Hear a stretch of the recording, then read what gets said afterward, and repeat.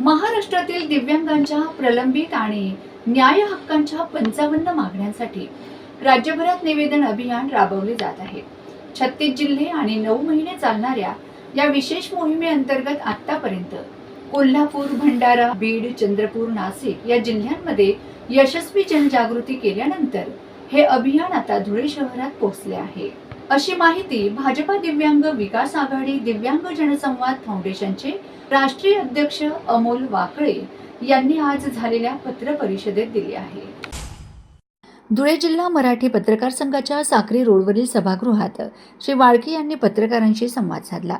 यावेळी पार्वती गवळी, मेघा वाळके, संगीता बिडकर, ललिता गोतमारे आदी उपस्थित होते। यावेळी बोलताना अमोल वाळके यांनी सांगितले की अभियानाच्या मुख्य मागण्यांमध्ये दिव्यांगांच्या मासिक पेन्शनचा मुद्दा अत्यंत महत्त्वाचा आहे।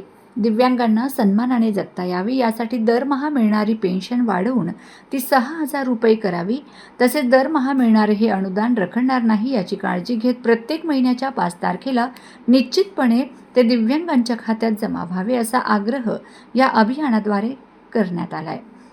बेरोजगारी हा सध्या दिव्यांगांसमोरील अत्यंत गंभीर विषय बनला आहे।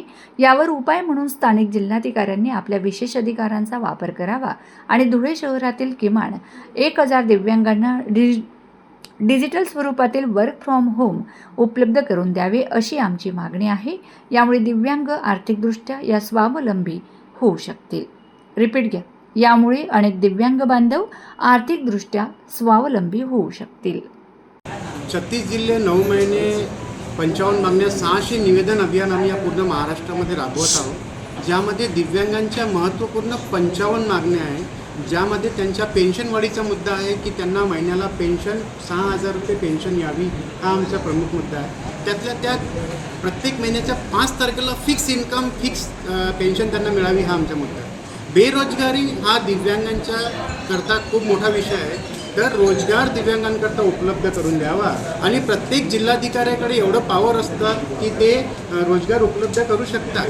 तर जिल्हाधिकाऱ्यांनी धुळे शहरामध्ये कमीत कमी 1,000 दिव्यांगांना वर्क फ्रॉम होम डिजिटली द्यावा, अशी आम्ही आग्रह त्यांना धरलेला आहे। त्यातल्या त्यात जे बेरोजगार दिव्यांग आहे आणि काही दिव्यांग शिक्षित आहेत, मग जे दिव्यांग शिक्षित आहेत त्यांना नोकऱ्या द्याव्या, नाही नोकरी देऊ शकत ते किमान तुम्ही 15,000 रुपये त्यांना मानधन द्याव्या, जेणेकरून जे दिव्यांग शिकत नाही त्यांना मोटिवेशन मिळेल आणि ते पुढे वाढतील। आज 2016 ॲक्टच्या अंतर्गत 200 स्क्वेअर फीटची जागा ही दिव्यांगांना त्या ॲक्टच्या नुसार द्यायला पाहिजे, की दिव्यांगांना टेम्पररी कार्डवरती जी पेन्शन मिळत होती ती बंद केलेली होती।